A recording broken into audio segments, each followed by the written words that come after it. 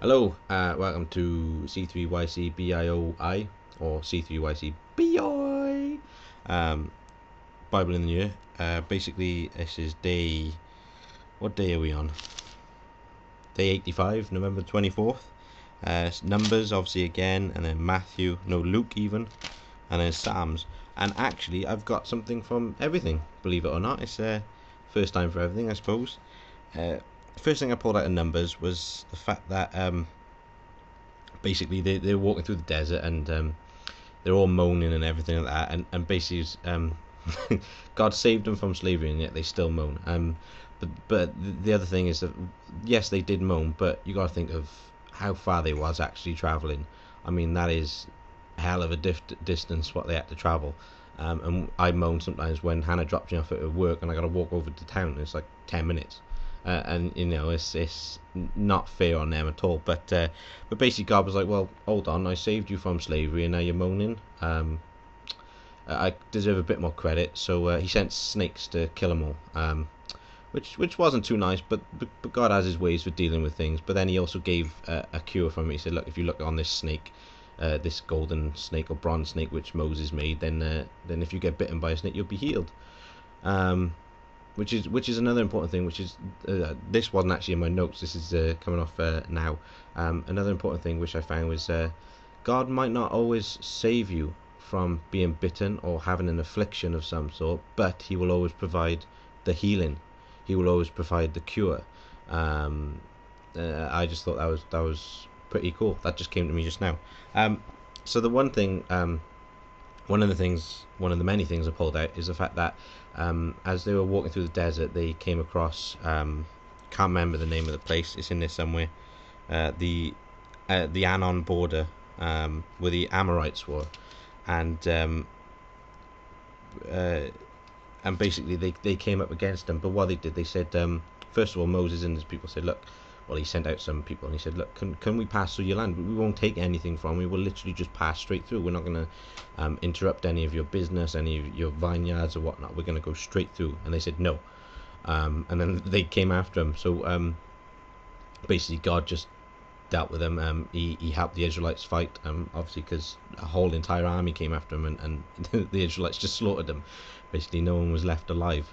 And basically, what I got from that is don't always go attacking your enemy. Go with grace.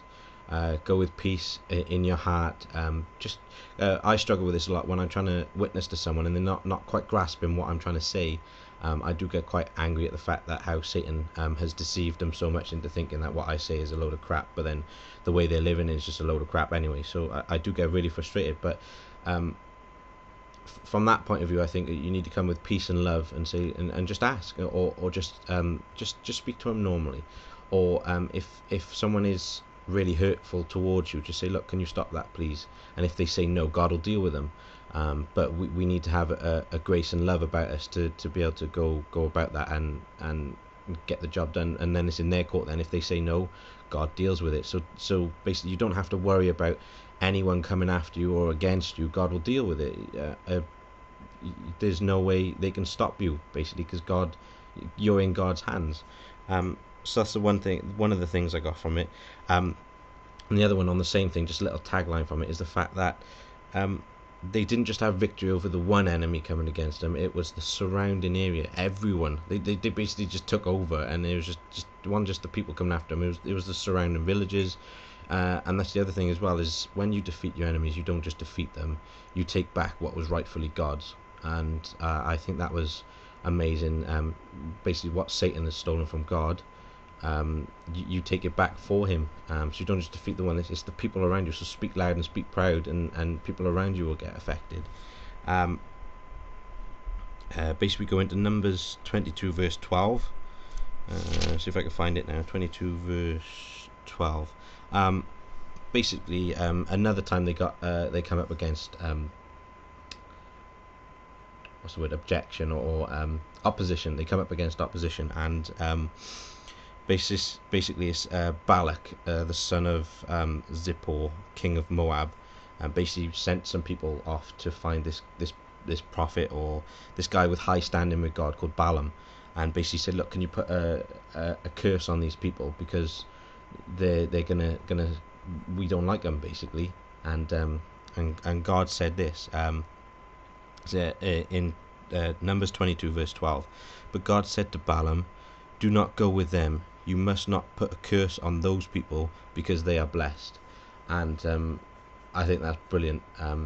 If you're blessed with God, which is basically living for Him, walking through the wilderness of life, with Him as your leader, following Him, trusting in Him, you are blessed. You cannot have a curse on your life. You are blessed by God. And I thought that was amazing, is the fact that God says, even people will try and come against you behind your back and try and put a curse on you, and God says, no, you can't put a curse on them. They're my people. They're blessed. And I think that was amazing. And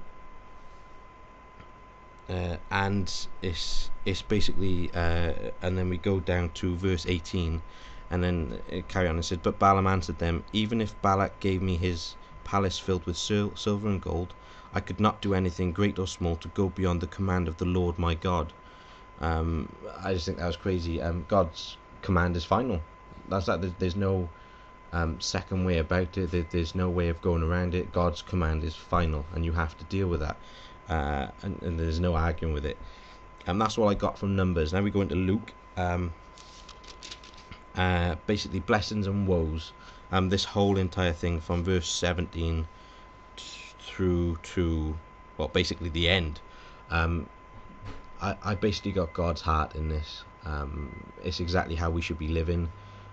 Where it goes on to say, blessed are you who are poor, for yours is the kingdom. Blessed are you who are hungry, because you'll be satisfied, and all sorts of stuff. Blessed are you who people hate you because basically God loves you, or because of the Son of Man. That's another important point. Is it's not the fact that they hate you for you; they hate you because of the Son of Man, which is Jesus, basically, Son of God. Sorry. Yeah. So that was the point I pulled out from this whole entire thing. Is basically how we should live our lives. It's from Jesus. Jesus is saying it, and it's basically, it's exactly how we should live our lives. I mean, this is the heart of God in a nutshell. Just these couple of verses, that's the heart of God. That's what we should be doing. And what I pulled out from Psalms is verse 21 and 22, 37 verse 21 and 22, just basically backs up what was said in Numbers. It said, the wicked borrow and do not repay, but the righteous give generously. Those the Lord blesses will inherit the land, but those he curses will be cut off.